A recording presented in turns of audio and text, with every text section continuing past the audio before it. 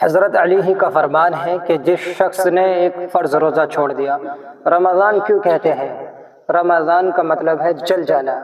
کس چیز کا جل جانا؟ صلاۃ الاوابین حین ترمد الفساد، نیک لوگ ایک نماز پڑھتے ہیں کب؟ جب اونٹ کے پاؤں چلنے لگے، اونٹ کے پاؤں چلنے لگے، اونٹ کے بچے کے پاؤں جب چلنے لگے۔ تو رمضان میں جل جانا، اس کا روزے سے کیا تعلق ہے؟ اس کا روزے سے تعلق یہ ہے کہ سال میں 360 دن ہوتے ہیں چاند کے لحاظ سے، 330 دن گناہ اللہ رمضان میں کے روزوں میں ہر روز میرے اور آپ کے گناہ جلاتا ہے۔ بھوک لگتی ہے ایک آگ بنتی ہے، پیاس لگتی ہے ایک آگ بنتی ہے، تو ہماری لکڑی کی آگ میں چیزیں جلتی ہیں اور ہماری روزے کی بھوک کی آگ میں گناہ جلتے ہیں، اور 29ویں روزے سارے سال کے گناہ کو جلا کر روزے والا یا روزے والی کو ایسے پاک کر دیتا ہے جیسے آج ماں کے پیٹ سے نکلا ہو، ایسے ان کو خوبصورت کر دیتا ہے۔ حج کا مہینہ آیا، اعمال اسی طرح ہیں جیسے ہوتے ہیں۔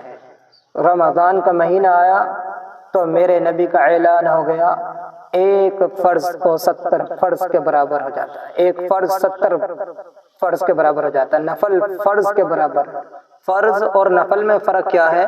حضرت علی ہی کا فرمان ہے کہ جس شخص نے ایک فرض روزہ چھوڑ دیا، پھر قیامت تک اس کی قضا میں نفل روزے رکھتا رہا، تو ایک روزہ کا یہ سارا روزہ بدلہ نہیں ہو سکتے۔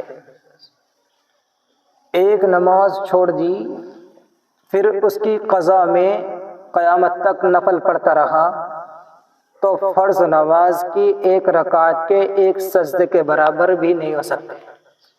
فرض میں اتنی طاقت ہے، تو اللہ کی رحمت کیسے متوجہ ہوتی ہے کہ رمضان کے مہینے میں اللہ فرماتے ہیں میرے محبوب کی امت ہے، ایک فرض کو 70 کے برابر کر دو، تو پھر فرماتے ہیں نفل کو فرض کے برابر کر دو، پھر فرماتے ہیں جو رات کو تراویح پڑھے گا، دن میں روزہ رکھے گا، آخری رات اسے ایسے دھو دوں گا، ایسے دھو کے پاک کر دوں گا کہ اس کے ذمے گناہ کا ایک قطرہ بھی نہیں بچے، ایک ذرہ بھی نہیں بچے گا۔